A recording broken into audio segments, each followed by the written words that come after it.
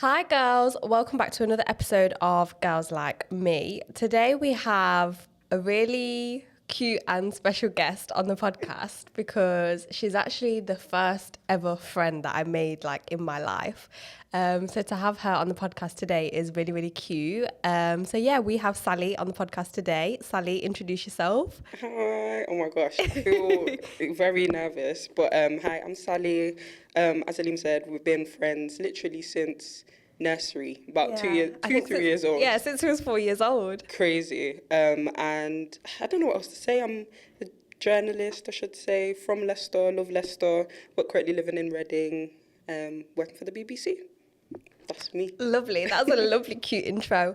I wanted to get Sali on the podcast today for a number of reasons. Because number one, you've been my first ever friend, and I think it would be really cute to just have a cute catch up.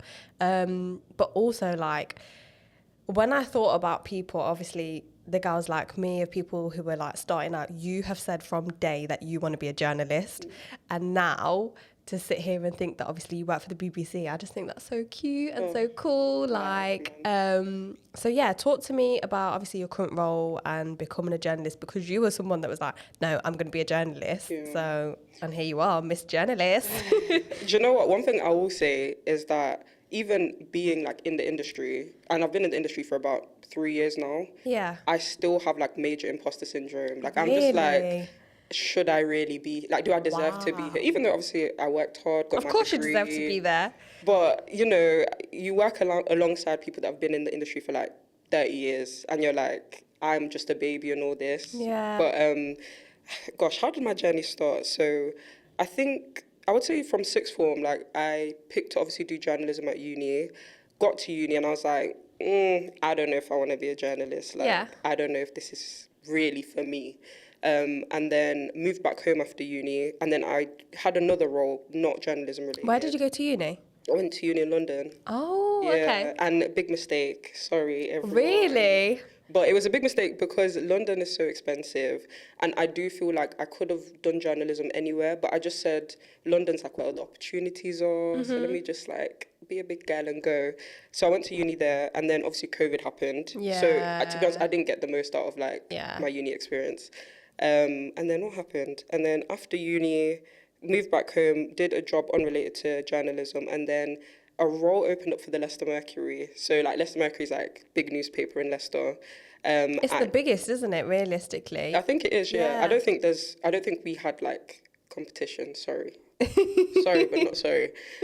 So I applied for a role there and I did the interview. And funnily enough, I didn't actually get the role I interviewed for. Oh, okay. But then they had a community reporter role, which is basically, the role was reporting on underrepresented communities in Leicester. Do you know what? I thought that was what you applied for, because when I seen it and I thought, oh, the role really suits you. Yeah. And I feel this is one of the things where you're I don't know if I can say God's hand was at work or whatever you want to say, the universe, I don't know, but everything happens for a reason. I think it's from God, personally. Literally. So I didn't get the role I applied for, but they said there's another role that we think you'd be good for. Yeah. And it ended up being the community reporter role. And I tell you, I kid you not, that role genuinely changed my life. I know people say, don't take work too seriously, but I threw myself into it. I was going all over Leicester. I love that. Speaking to so many people, meeting so many people, and I think obviously as a black woman as well, and growing up in Highfields. Yeah. So it's I grew up here, and to be able to tell the stories of people that their voices would have never been heard if I'd never stepped into that role, I think was just such a blessing. So left there, and then even the role I have now is weird how I got it, because I don't even remember applying for it, which is... Really? Girl. I think I applied... Big BBC as well. I'm telling you, I think at the time I applied, I literally applied for 20 roles. I was applying everywhere, because my contract was finishing with the Leicester Mercury, so I knew I had to start looking. So I applied for this role in November last year, and then they only got back to me in February this year. So about 4 months. Of course, you would have forgot about it by then. Yeah. So I got an email to say, we'd like to interview you. I saw BBC. I was wait, what is this? And anyway, fast forward, did the interview. They literally called me the next day that I'd got the role. And I was like, I think life felt surreal. Where did you do the interview? Did you have to go to Reading to? No, I did it. It was virtual. It was Oh, virtual. really? So it was virtual with like a panel of 3 people. Wow. And they were asking me like really sort of random questions. And I was just like, what has this even got to do with the role? Like, I was just so confused. But I must have sold myself somehow. Because got the job. And do you know what? Another thing that's funny, if you were to ask me in January, where would you be in March, May, August? I would have never ever said Reading. I would. Really? It wasn't even in my like head to move. Realistically, like I was like, I know I'm applying for these roles, but you don't think you're gonna get it. Do you know what I mean? So when I got the role, I remember I called my mom. I think I was working with the Leicester Mercury. I was like on a job or something, and my mom was like, I called my mom because they must have called me at like 2 p.m. or something. Yeah. And I called my mom and was like, Mom, you're never going to guess what? I got the job. And my mom like screamed on the phone. She was like, Sali, come home right now. Like, and then it was just like... Oh, I can imagine your mum as well. Oh, honestly, like she was so happy for me. But obviously she's losing her child now. Like her baby's going to have to move all the way on the other side of the country, basically. Not other side, but, you know.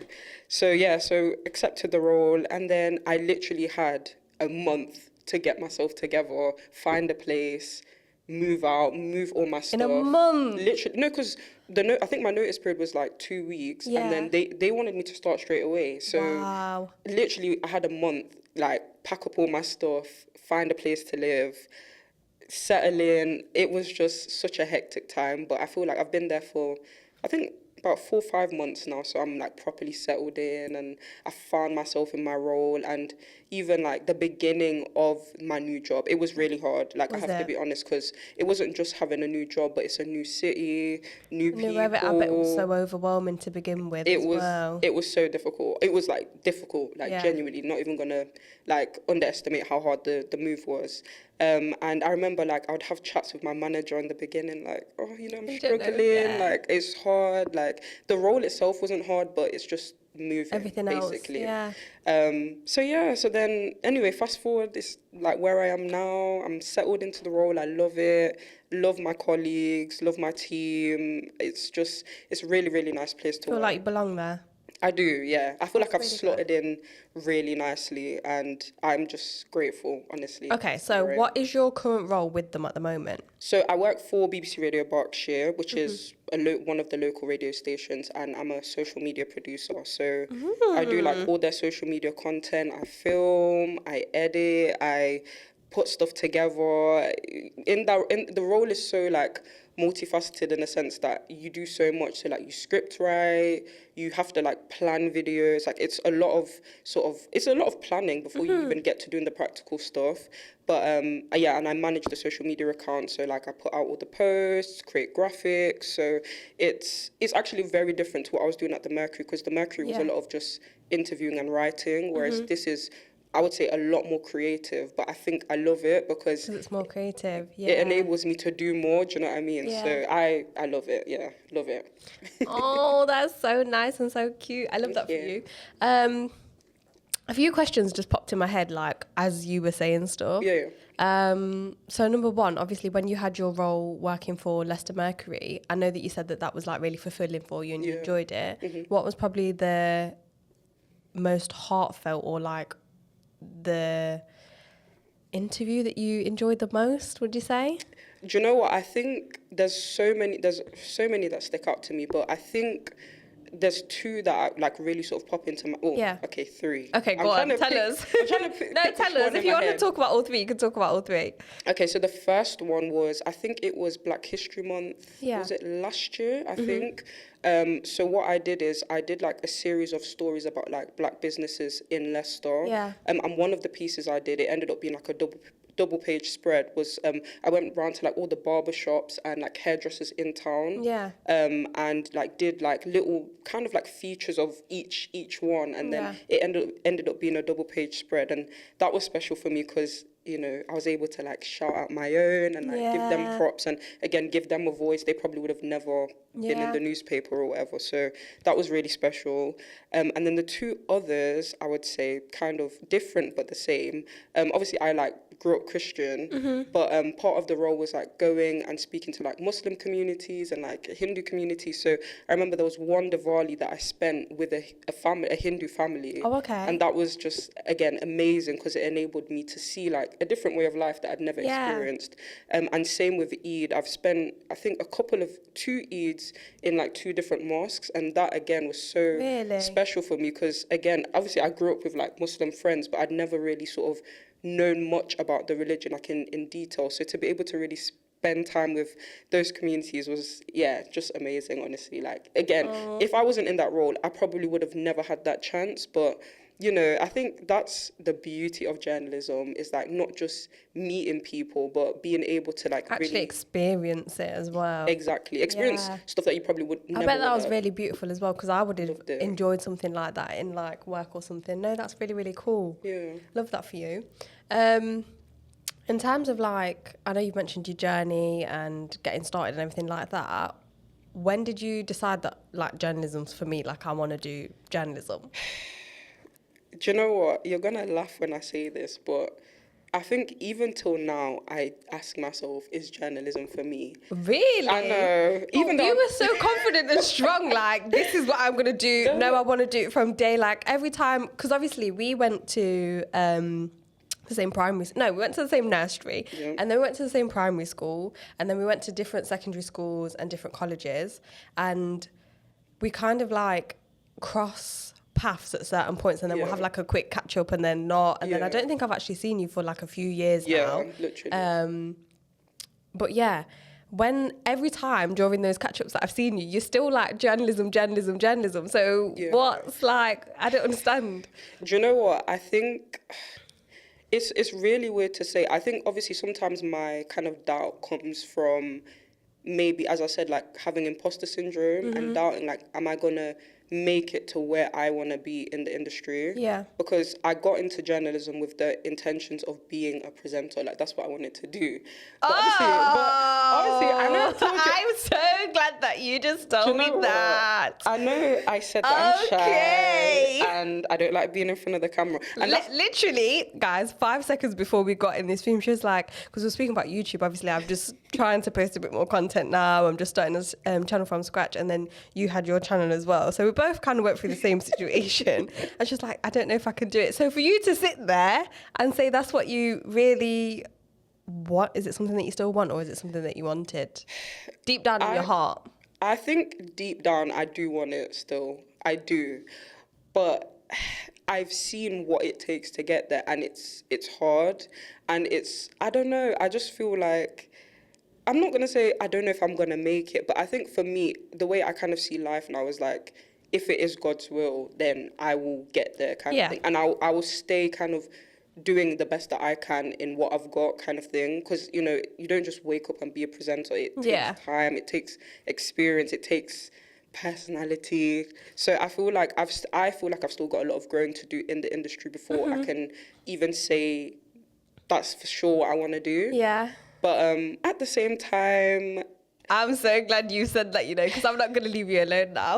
Do you know what? Honestly, I feel like the other thing as well is that we're still young. And I'm just like, I've got time to figure out what like I really, really want to do. But I think ultimately I would maybe still like to stay in journalism, but I do want, I think long term, a role that really, and that's why I love the community reporter role. I want a role that really like inspires people and like helps. Like, that's another reason why I got into the industry. Like, I know it's a cliche, everyone says, oh, want to inspire the next generation, but I think for me it honestly is so important to inspire like young people, and especially like people in like black communities and stuff, and like ethnic minority communities, because we're just not given those opportunities, and you don't really see many people like us, like me, in those industries. So I think that's long term. I just want to do something where I know I'm really inspiring and helping people. So I don't know what that looks like yet. It might be in journalism, but it might not. 100%. I feel every single word, because when I even thought about starting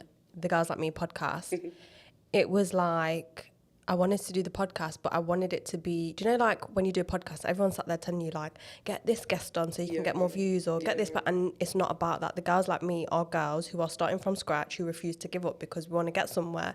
Like, and it's the girls that are like us, come from where we come from, look like no life like that, but still want to pursue something, whether that's a career, a business, or whatever else. So you can 100% do it, and you will figure it out. Like how you said, August, I would have never known last year that I would have started this podcast, because I didn't think it was something that I put on my vision board, but I thought I'd do it like maybe a couple of years down the line.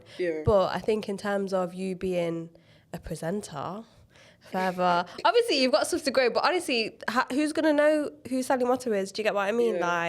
You're right. If I actually have a question for you, in terms of like obviously where we sort of came from, where we grew up, and like to where you are now, how do you feel like that, like where we sort of grew up, how do you feel like it shaped who you are now and who you've become? Because I see you as, I love this question, amazing, and you know. Thank you.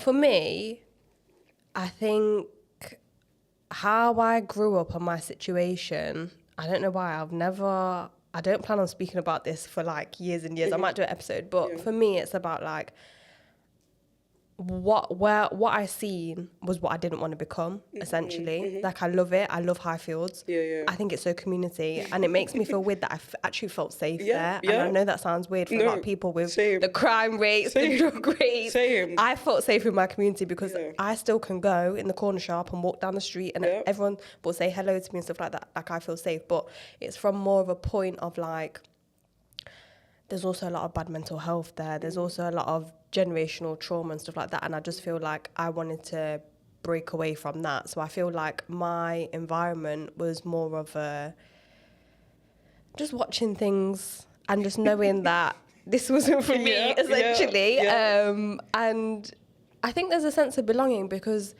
everyone's told, like, you need a good job or you need this, and then certain people are going to say, like, oh, because you're from here, you can't do this, or because you're this, you can't. And I think for me, I would say I probably developed a lot since, like, you know me from school and stuff like that, but it's taken a lot of effort. But my biggest thing of why I do what I do now is people don't know any different. People in those communities and where we come, they don't know, and you don't know what you don't know. And until someone sits there and shows you, obviously I've had to pay for stuff and whatever else, but I just think that everyone can actually change their lives and like inspire and stuff like that. But yeah. Do you know what? Funnily enough, like, I know I'm not, again, not just saying this, but I feel like even like sort of, obviously we were young, like growing up, and like when we were like really close, like we were young, but I genuinely feel like I did always see, like, I don't know if I can say I saw you destined for greatness, but I saw you being like more than where we were, kind of thing. Like, genuinely, like I not that I knew that you weren't staying there long term, but I think I knew, like, I knew that you weren't going to be like there for long. Like, I knew you had like levels to you, so I feel like that's why now seeing you like growing, flourishing, like with all your property stuff, your podcast, like, it's honestly, genuinely, it's so amazing to see you. So thank you, proud of you, mate. Thank you. This is like such a lovely session. But no, thank you. Do you know what? You're not the only person to actually sit there and say, like, a lot of people that I went to school with, they're like, we just feel like you was gonna do something. And do you know what? I just feel like, why not? Maybe I did always have it in me, I didn't know, or maybe I didn't and I've developed, or but I just think it's more of like, you don't know what you don't know. And a lot of people in those communities, I feel like, are judged for the way that they are. But if you actually, like, for me now, I don't judge a lot of people from where we grew up, especially now that I see them as adults. Like, even certain things, like, did you used to go to Adventure Playground? No, but you lot always used to talk about it. Listen, I will actually give this, Chase, you better make a reel out of this. Save the playgrounds. I'm being serious, because have you seen that they're shutting down all the council community, like, playgrounds? And I've seen them, like, protesting and stuff when I walk past at work. Like, I will speak about the community, and I have so much respect now, and I won't judge anyone, because I'll be honest with you, Sally, some of those parents were taking drugs, some of those mums were prostitutes, some of those, you don't know all of that. And I think even like the playgrounds, literally save the playgrounds, put in for the protest, because those playgrounds actually saved a lot of children, and let's say kept children off the streets for a few more years and stuff like that. So I think it's more, now that I'm older, I will say hello to people or like have respect for people, because it's like, whoa, like, you was really going through it when you was younger. Do you get what I mean? And to see people when they're older now, it's just really, really cute. But I think, I don't know, I think it's a hard one. What about you in terms of like you growing up? Obviously, I would say our friendship kind of clicked, and I feel like it will always click because I feel like we were going through a similar but different circumstance when we were younger. Yeah. So I hope you don't mind me saying No, this, it's and it fine. will get edited. But when we was in primary school, my granddad had a stroke, and obviously your dad did. Yeah. So it was very weird, but we kind of like connected on that level because we Yeah. kind of understood what each other was going through, and I feel like ever since then, we're just always kept in contact because of that. And then obviously your dad's passed away, and then my granddad passed away as well. And I'm not 100% sure, but I feel like they did pass away at a similar-ish time. When did your granddad pass away? Like what year? Do you remember what year it was? I'm really trying to think. I was in secondary school. I know that. Yeah, when same. did your... My dad passed away about, 2014. yeah, I think I was about 13, 14. Yeah. And funnily enough, I'm pretty sure, I hope it's the same granddad. I might be wrong, but is this the granddad that my mum ended up coming to look at? There was one of your, I think it was your granddad. I think and it's the same because obviously we went to primary school together, and my granddad, before he had a stroke, he used to come and like drop off sweets to me in the playground, you know, like through the green gates and stuff at Spark and Ho. So yeah, I just feel like we really connected on that, and like even still now, like all my family, even my dad's side, the Asian side, when I go there, they're like, "How's your friend Salimotu?" And I'm like, "How do you still like out of all my friends now?" They always still ask like, "How's your friend?" But yeah, what would you say for you in terms of like your environment? Like, how do you think it shaped you or got to like where you are? Do you know what? I think the thing about this question is this question genuinely is like, it's almost like my core. It's my whole being, because I think my dad's passing and him being ill and that whole situation, I think that is what shaped me as a person, like, full stop. And I think, so obviously, long story short, so obviously growing up with just my mom, that was like obviously tough, like being in a single parent household, and then my dad being ill and then eventually passing away. I think obviously I did always have those sort of issues of like, you know, not having a father presence there and feeling that loss, but I do think it did also propel me and motivate me to just be better and to really make my mom proud, especially, and to let her know that like her efforts weren't in vain, because obviously she had to work hard to look after me on her own, like no support. So I think where I'm at now, it's like I have to hand it to my mom because she's been so supportive. That's such a cute duo. Do you know, like when you see pictures, it's like it's so like like me and my mom, we are literally twin flames, and I love her so much. And I think one thing that I would mention is that I think in a lot of specifically African communities, African parents aren't always very supportive of like creative industries. Like it's a known thing. Yeah. But that's one thing I will say. My mom has always supported my dream to be a journalist. Really? And like she's always said like, Sally, you can, like, she always used to tell people at work, like, my daughter wants to be a journalist, and people would always be like, oh, it's a hard industry, you know, like, is she gonna do it? Is she gonna get into it? So, and she's like, yes, she will. Well, I can see her. Guess where she works now. So yeah, I think my upbringing and it, I feel like I don't even know what to say because there's just so many layers to it, to be honest. But yeah, I think it definitely has motivated me and propelled me to be where I'm at now. But there's still things that I hold on to, and it's hard, you know, like not having a dad. And I think especially when you reach milestones as well, and when I see how far I've come, I just know, because my dad was like a typical Nigerian man, so I know he would have brag to everyone about my daughter works for the BBC. Yeah, I can imagine it. Would have been everywhere. So yeah, and in fact I was going to even actually ask you the same question, because obviously I know your family and we were talking about family before, and how your family has kind of like helped you or shaped you into who you've become as well. Like how have they kind of done that? Literally everything. Probably like like everything. I think my family situation was, my dad was in my life. I stopped kind of speaking and having a relationship with him after I was 16. When I was in primary school, he basically like before I think I was 1 year old, he went into prison for I think it was about 6 years. So he must have came out just as I was like in school and stuff, and then came out. And I think my mum, during that time, she was obviously doing her best. She was working part-time, but she struggled a lot with her mental health as well. So just watching her going through that, I would probably say that my grandma was a lot of my support system. she showed up for me during like certain periods of my time, like school, and she's very much like, you need to save to buy a house, you need to get a degree, because she was the first person in my family to get a degree after having her 3 kids. But she got 2-2, and she was like, I missed my 2-1 by like 5%. So like since I was younger, she was like, you need to go to uni to get 2-1, you need to go to uni to get 2-1. And you know what, Sally, when I literally, because I don't know if I've spoke about this on the podcast, but when I went to Aston University, I was just going to drop out completely. When I started property, I was like, I know that I don't need my degree. I know that I'm not going to use it. And then it was really weird. My nan got breast cancer during that time, like within the same year.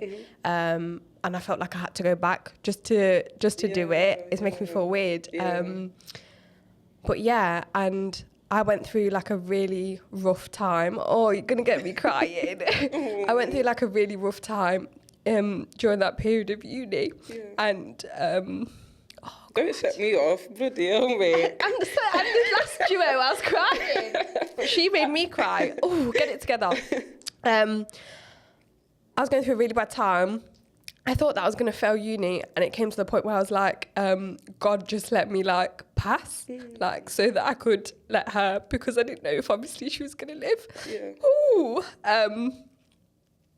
My dissertation I did in 2 weeks, and I knew that I was going to fail my dissertation. I was like, I'm going to fail, I'm going to this. And I got a first on my dissertation. Girl. And I wrote it in 2 weeks. Girl. So because of that, I ended up getting a 2-1.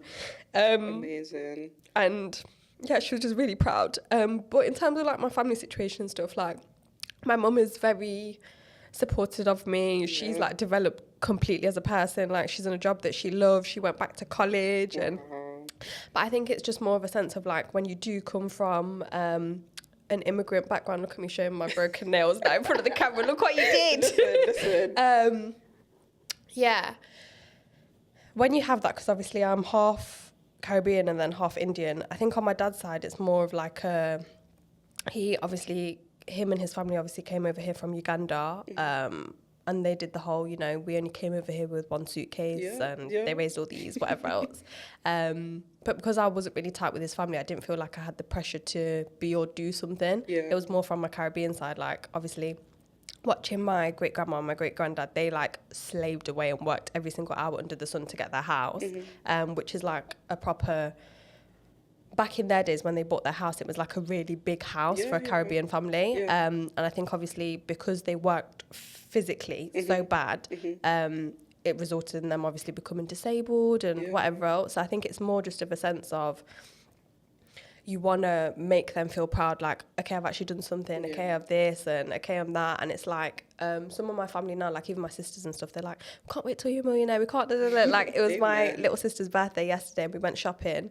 And she was like, can I have this? Can I have this? Can I have this? And then Jamila started like asking as well. When we got to the till, she was like, can I just have this? Can I? And she was like, oh, for fuck's sake, fam. What have I started? I know, but I think it's more of a sense of like, when people see me, I don't want them to just think that this is Aalimah. This is generations of work. Do you get what I mean? And I think it's like, it's not that I have to feel like I owe anyone anything, because I feel like... from everything that's going on TikTok and stuff with EDL as well, like everyone's saying, you know, but I'm a doctor, but I'm a this. And it's like, just because you come from a minority ethnic background doesn't mean you have to be anything. Do you get what I mean? Just the fact that you exist is enough. But I think when it comes from yourself and having that upgrade, like you just want to make people proud. Do you get me? So I think it completely shaped me and who I am. But I never thought that I'd be in property or anything like that now. But I kind of always felt like it was. So do you know when you were saying like you kind of felt like you was going to do it, and I feel like now I'm not there. I'm like at step 1, but I feel like it's within reach. At what point did you kind of, because obviously you did it at uni, but at what point did you kind of like decide that property was what you wanted to go into? Like, was there like a moment or? Yeah, there was. I think it was, I went to a course and then it wasn't a property course that I went to, it was a personal development course. And on that, I was like, literally, let's go.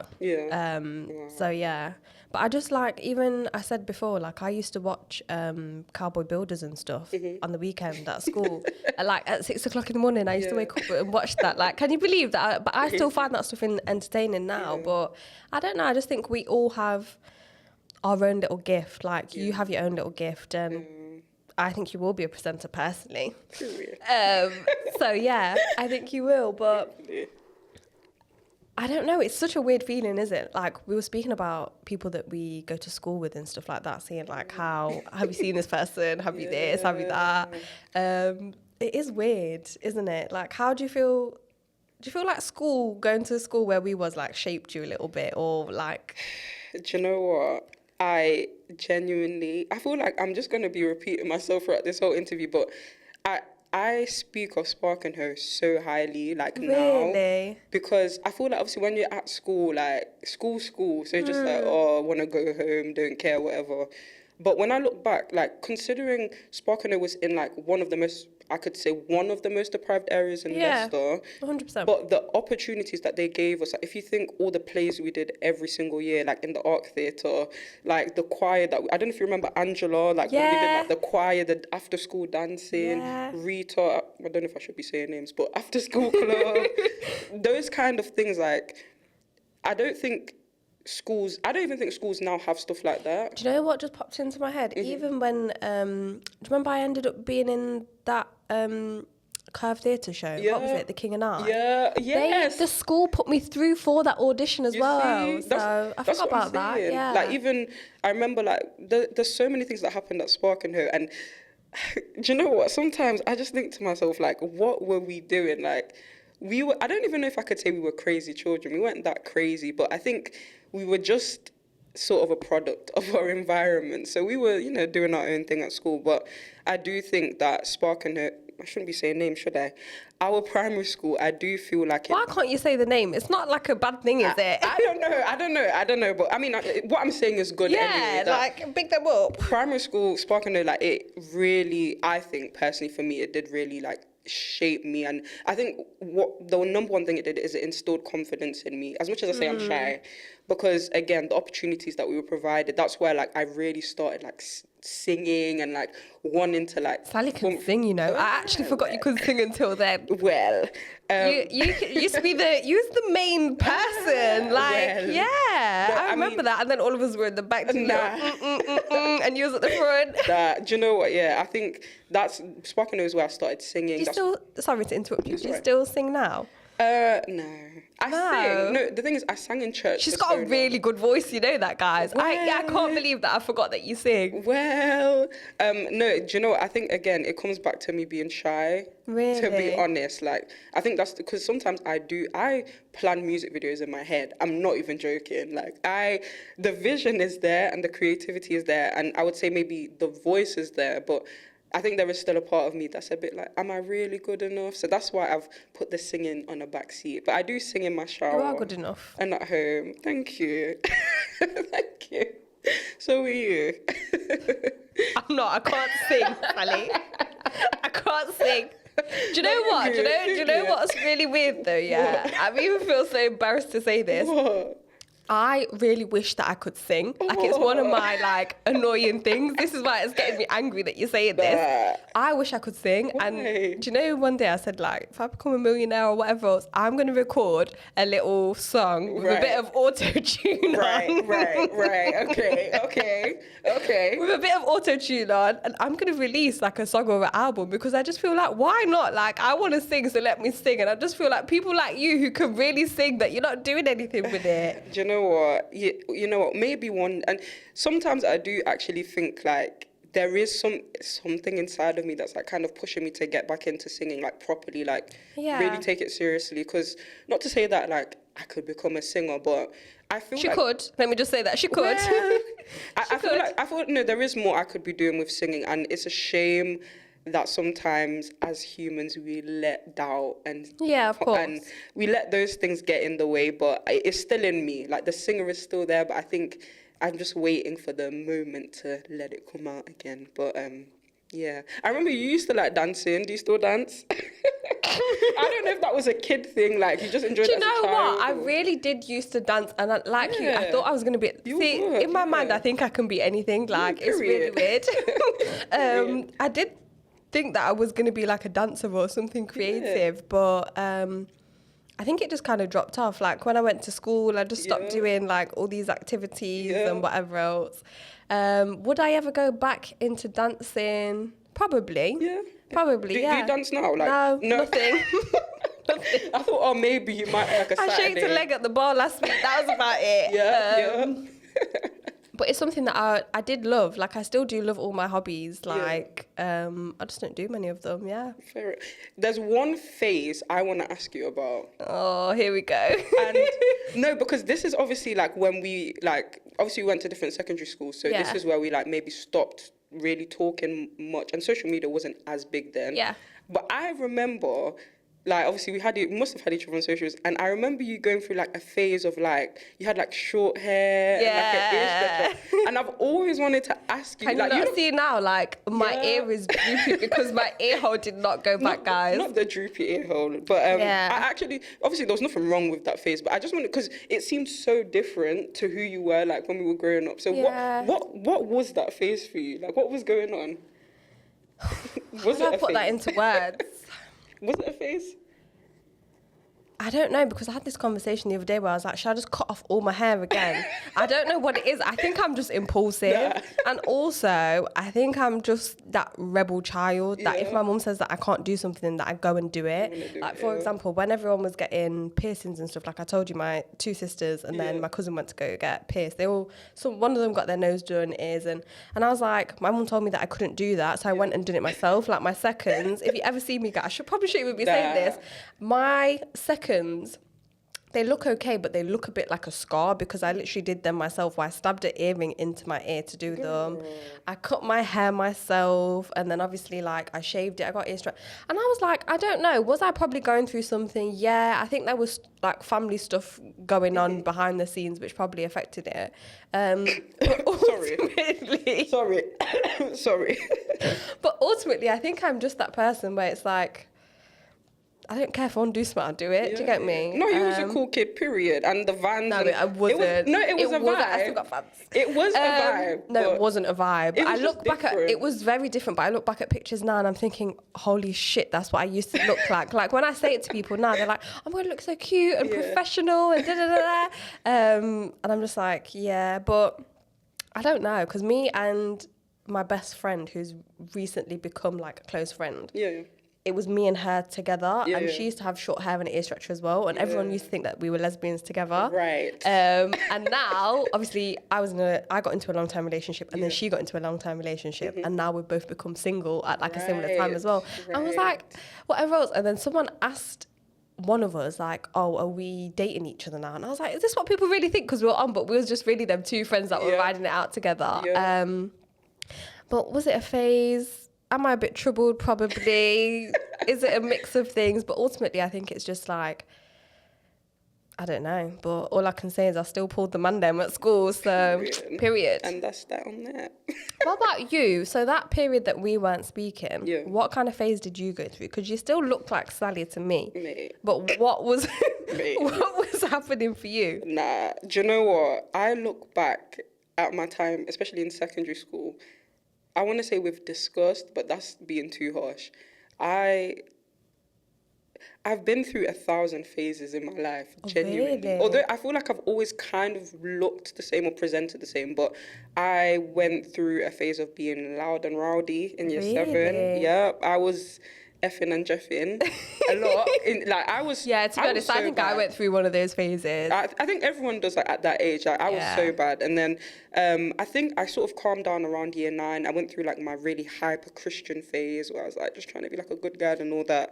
And then I think now, I would say now I'm probably the most sort of comfortable in myself because I feel like I've had to go through all of those phases to get to where I am to really find myself. So I think that is just part of being a teenager, that you try out different things and you have this hairstyle and you dress a certain way because you're just trying to figure out who you are. But I don't think I had any sort of really radical changes over my teenage years, but I definitely had my rowdy phase, my FU phase, and I think But funnily enough, I feel like all of those little parts are still in me as well. Like, it's just everything kind of had to come together to form who I am now. Listen, don't get it twisted. I'll still tell someone to fuck off if I need to. Period. But I think, we're still growing and Yeah. still more to discover. So I guess I'm happy at where I'm at now. But yeah, the teenage years were something. There was something. We've grown and we've grown, I should say, to be honest. Yeah, definitely. Yeah. I think we've both had like a really nice glow up. Yeah. Yeah, for sure. Yeah. No, but to be fair, I will say this, and I'm not even just joking. I feel like you've always been that girl. And I'm and I'm not just saying this. I feel like you have always been that girl. Listen, you need friends that hype you up. No, you because need friends I that feel hype like you up. even I wish I could like pull out pictures from primary school because you were always dressed nice. Thank you. Your hair was always nice. Like, Thank you. Like genuinely. Shout out to my mum. No, for real. Like I feel like there were obviously when you were a kid, like you'd be like, oh, I want those shoes, or like I want my hair like that. Like I used to look at you sometimes, like Aalimah would be looking good sometimes, and I'm like, pfft. But no, I feel like genuinely you've always been that girl. Thank you, And Sali. no, like, yeah, I feel like everything that, again, you've sort of been through and the phases you've been through have all culminated nicely into who you are now, but period, always been that girl. Thank you. I think I have. I think at the time, obviously, my dad was a bit illegal, so I think that helped on the newest shoes and the bag and the this. I was more of a... sometimes I get triggered when people say that I was spoiled, but I think I was spoiled to an extent. Okay. Like I half was, but half wasn't, and it was really weird because it's like my dad would buy me maybe like the way that he shows love is like he'll buy you something, especially if he's done probably something wrong to you. He'll buy you whatever else. But like if you go home, my mum's not got like all this food in the fridge, but yeah, I've got. But that's how people in our environment are as well. Do you get me? But I think in terms of me being that girl, maybe, I don't know, maybe it's a feeling. Thank you. That's made my day. But no, I just think it's really nice. So. What are we getting into now? So. Right.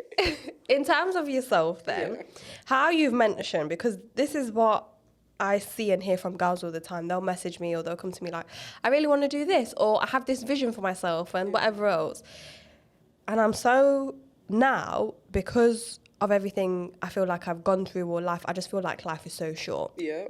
So let's say, God forbid, so I know it's not going to happen, but God forbid, this is the last year that you ever to exist on Earth. Right. Would you want to be a singer? Would you want to be a presenter? Yeah. And you had 6 months to live, Sali. Do you know what? I think I would even push the presenting aside. I think if I had 6 months left to live and like the world was my oyster, had all the money, whatever, I think I would... I don't know if I'm going to say I would be a performer. So I would, because I also love acting still. Like, up until like sixth form, I was in the plays and that at school. So for real, like I genuinely like I think like. Do you know what? Sorry, do you know what makes me laugh? I've still got our school plays from like year 6 and stuff on record. And my mum bought the DVDs and stuff. And in fact, in our school play, the last year 6 play we did, because obviously all the teachers knew that we were best friends. We ended up playing. I don't know if you remember, we did Midsummer Night's Dream. Yeah. And we played husband and wife. I was the husband. I was the husband, and you were the wife. And I'm gonna see. I just remember that I was I Princess Titania? Yeah. I didn't know that you were Oberon, the husband. Yeah. Because the teachers knew. The teachers knew. Listen, that play was the best play that they were ever gonna have in that school. As in full production, face paint, costume, like they did it all, but they knew that we were so locked in that they cast us as husband and wife. Do you know how hard that is? That is crazy. So bad. But yeah, no, I think if I had just this year left to live, I would be a performer. Really? Honestly. And it seems so far away from me now because it's like I've not put any effort into trying to do that, like trying to sing or trying to act. But I feel like my dream, if we're talking about our dream, my dream would be to be a performer. So genuinely. Tell the girls, she's telling the girls, on the girls like me. Right. She's not there yet, but she's the girl that refuses to give up. Well. Performer. Amen.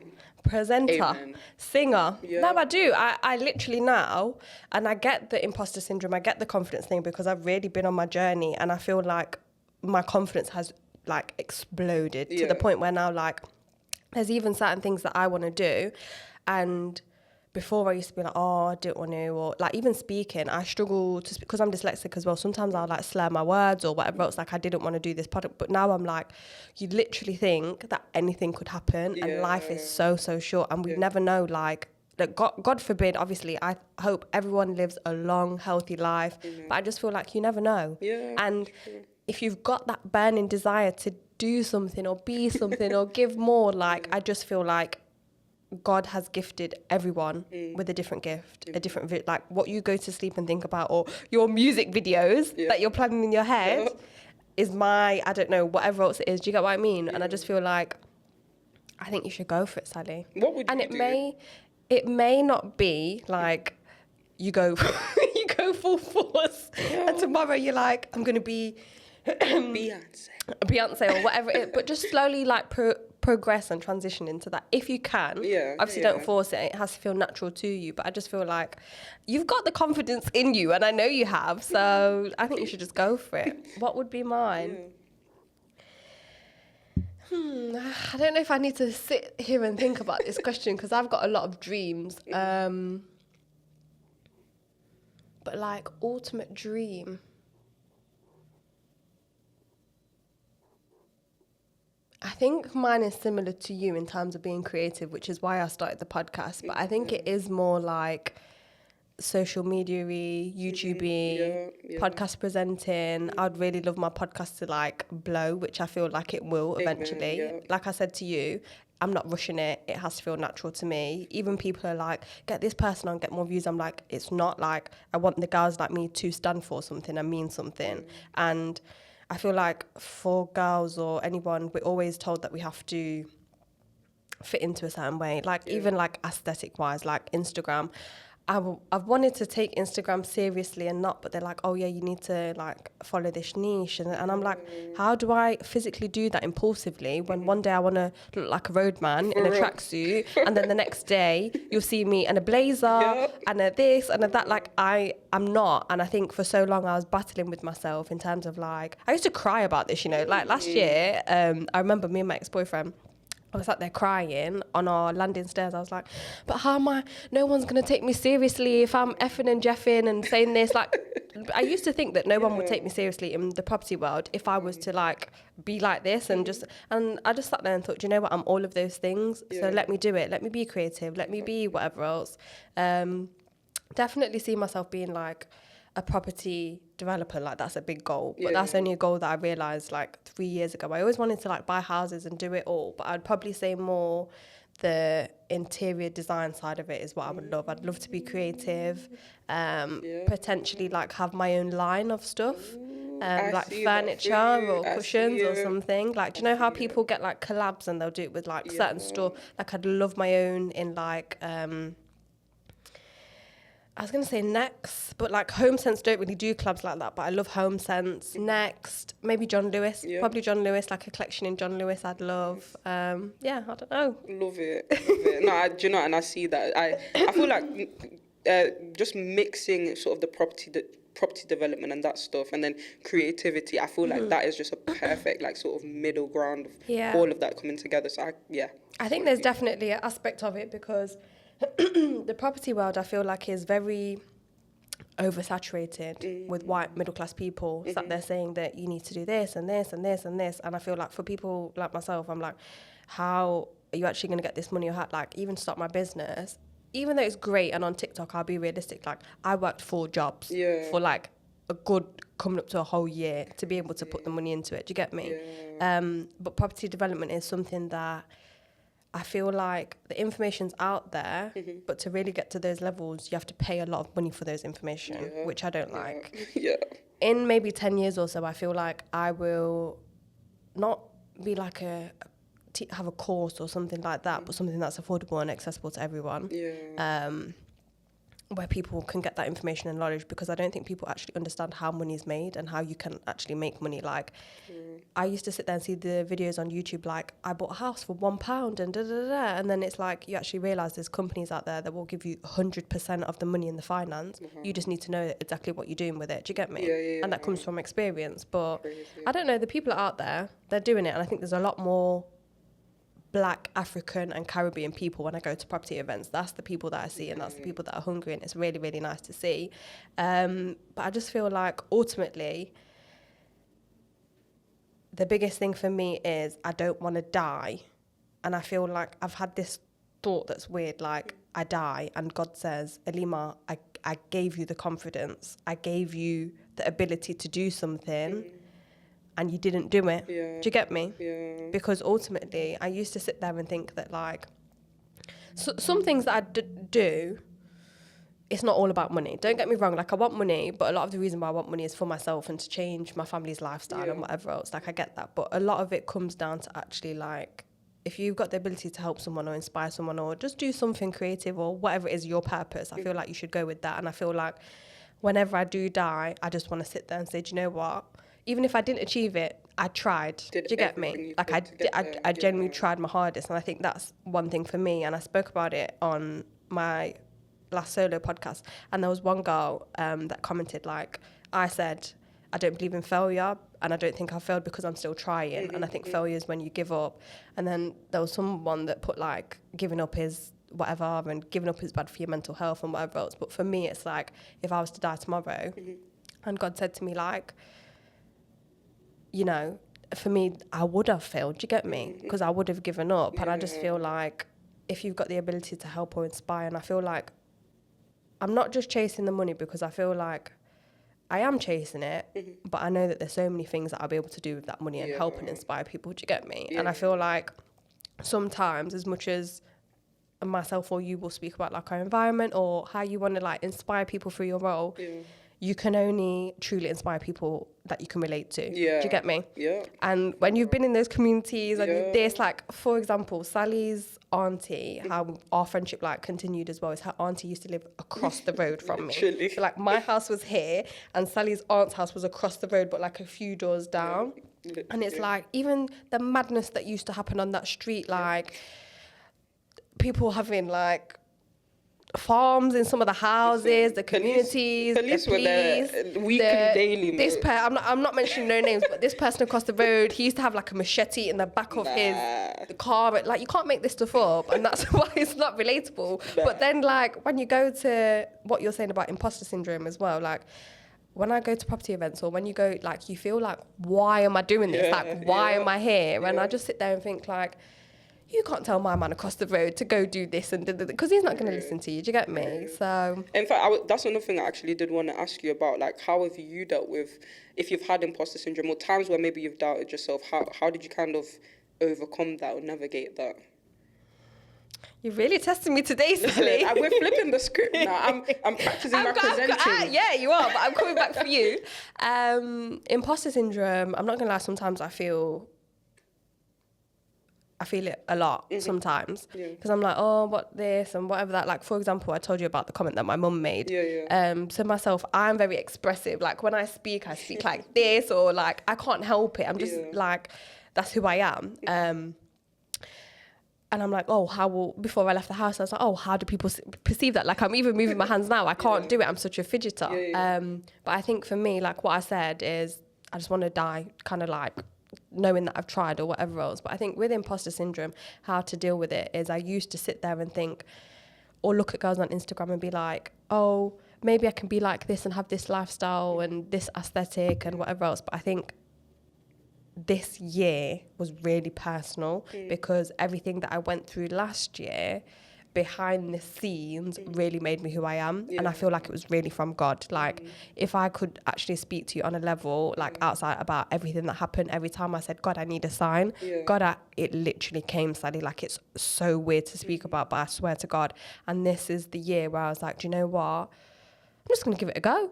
Fuck it. If it happens, it happens. If it works out, it works out. But I'm just very optimistic in terms of like, I don't feel like I'm doing anything that's that out there or that crazy. But yeah, I just feel like knowing that I'm going to try and do it, I think just helps confidence-wise. Sometimes I doubt myself, but then I just have to like put on my bad girl playlist and like talk myself up and whatever else.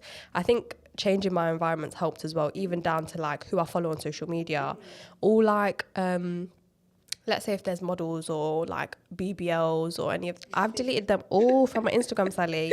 And you know, like even on other platforms that I don't use, like Facebook, you know how like Facebook, you go on there to see like this person complaining about this and this. I've removed it all. Like, and sometimes I will sit there and be like, that's a bit bad. Like I'll keep people that went to school, but like even the Facebook groups, it's like people posting at gym. Like if I was to get my phone out now and show you my explore page, it's girls at the gym, it's clean food, it's this, it's that. So just really brainwashing myself to like, way, to get what I mean, but in a good way, so that I don't feel imposed in myself because I'm trying to make that. What about you? Because you've mentioned imposter syndrome. So how would you sit there and say like you've dealt with it, especially going into like the BBC and journalism, and I can imagine the type of environments, or just saying that there's probably a lot of white people there or that are in the role. Like, how have you been able to deal with imposter syndrome as well in your journey? I think, well, what I will say is, I think one thing I've kind of noticed is that, one thing I've sort of told myself is that I almost always have to mentally prepare to maybe be the only black person in the room. That's number one. Okay. And I feel like that's kind of helped me because it kind of takes away that anxiety a bit. But I also remember that I kind of, as you said before, I do deserve to be here. Of course. Because, you know, I got my degree. You got my degree. I got my NCTJ, which is an extra journalism qualification, period. Okay. So she's, you know, she's educated.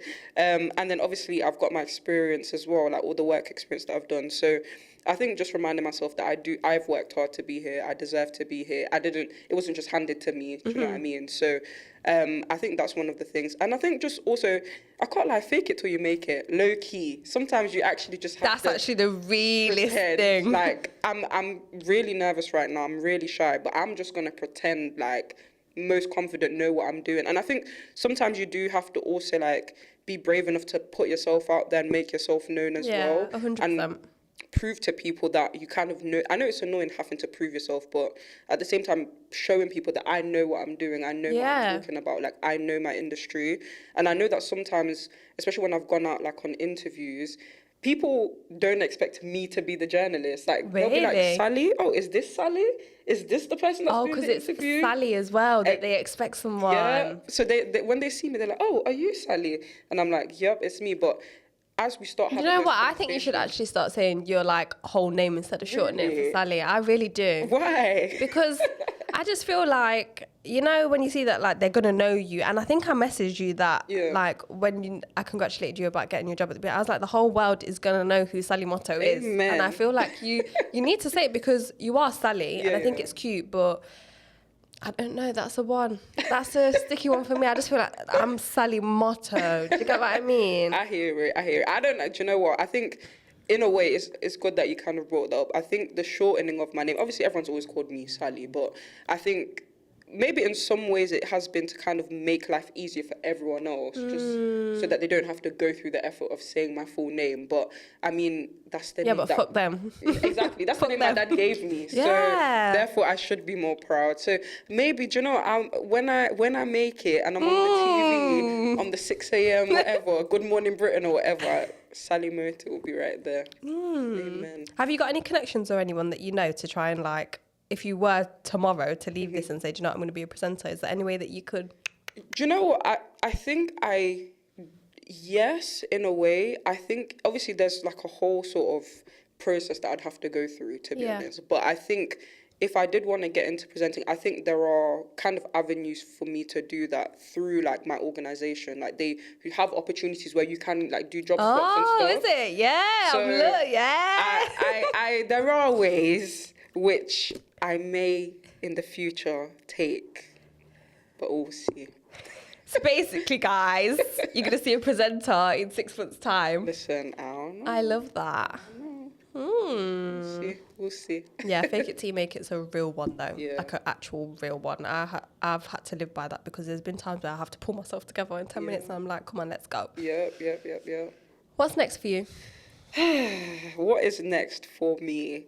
I think where I'm at right now in this role is, as I said, I'm really happy in my role. Yeah. So I just want to continue to grow, develop, and Oh, sorry, I don't even know what that was. But I think, yeah, just continue to learn, continue to upskill as much as I can. And I think I'm using this opportunity to really sort of find myself, I would say, as a journalist and in the industry, Yeah. and figuring out and I think that's the beauty of journalism, is that there are so many avenues that you can go down. Like, there's fashion journalism, music journalism. It's not just all like politics and news. Like, there are your interests. There's And a form of journalism for I it. love Do you know what I that. mean? So I think, yeah, I'm just want to continue to upskill, develop more, be better in kind of what I'm doing now, and then kind of see where I'm gonna go from there.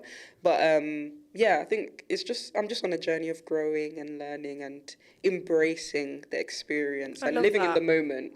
Because I think before I think for a lot of my life, I've been crippled genuinely by anxiety and fear of the future, Okay. and not knowing like what's gonna happen. Like, I'm a control freak. I need to know what's next. What am I doing, kind of thing. But I think I'm in a place now where I am kind of just letting go a little bit and just Yeah. letting life happen and riding the wave a little bit, which is scary because I'm someone that wants to be certain of things. So yeah, I think just continuing to grow, develop, glow, have opportunities like this, also meet new people as well, and just see where life takes me. Do you know what, guys? I have to actually give credit to her and the guy that's going to edit this today, because you have been the guest that has, like, the way that you sat there telling me you haven't got the confidence in you presenting, but the way that you've looked in the camera more than me today, stop like, it. honestly, Sally, you have it. Like, you've actually got it. Thank you. I'm being serious. Like, I'm clocking you. I'm like, I need to look into the camera more. It's my podcast. And I'm like, fucking hell, Sally.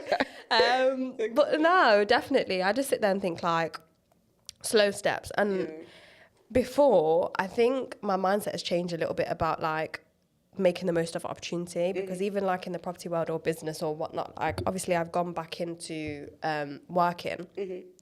So I was doing management and whatever else, but then stuff happened last year. I was a bit depressed. So I just wanted to change my environment, because when I was doing management, it was like lonely. It was just me in a business working from my laptop. And I wanted to be in that environment around people.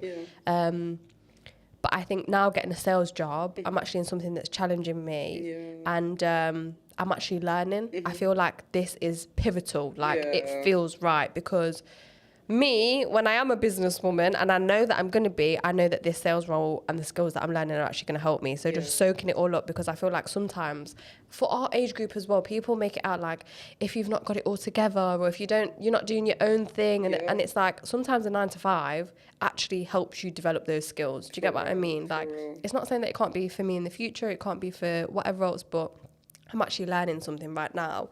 And I think just taking up those opportunities as well, like even in my job, because I've entered like an industry where I don't know anything about, and in my interview I said to them, like, I haven't done this before, but I'm someone that I'll give it a go. I hope for the best. And I think because the other people on my team, they've been doing it for like 5, 6, 7 years. Like my manager, I think he's been there for 10 years, and he's seeing me, he's like been giving me a bit of a hard time and stuff.